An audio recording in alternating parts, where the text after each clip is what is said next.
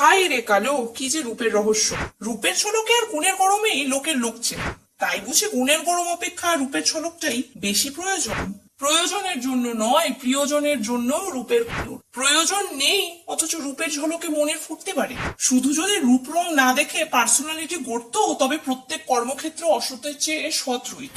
এ দুনিয়ায় আগে রূপ বিচারি, তারপরে গুণ বিচারি। গুণ খুঁজলে রূপের দেখা আপনা আপনি কোথাও না কোথাও পেয়ে যাবে, কিন্তু রূপ খুঁজলে মূর্খ কর্মে লিপ্ত লোকের দাসী হয়। তাই বলে রূপের দাস বেশ করে, কিন্তু গুণের খবর রাখে না। রূপের কদর কারা করে জানিস? জ্ঞানহীন ব্যক্তিরা, যারা রূপের জালে বশীভূত হয়েছে। রূপের জালে আটকে পড়ে গেলে মন শুধু রূপকেই মূল্যবান মনে করে।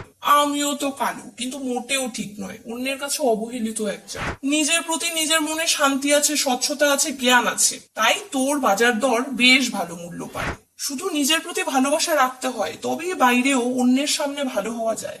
যদি না তুমি নিজেকেই ভালো না বাসো, তবে অন্য তোমাকে কি করে বাসবে? নিজের প্রতি নিজের ভালোবাসা থাকাটা খুব দরকার।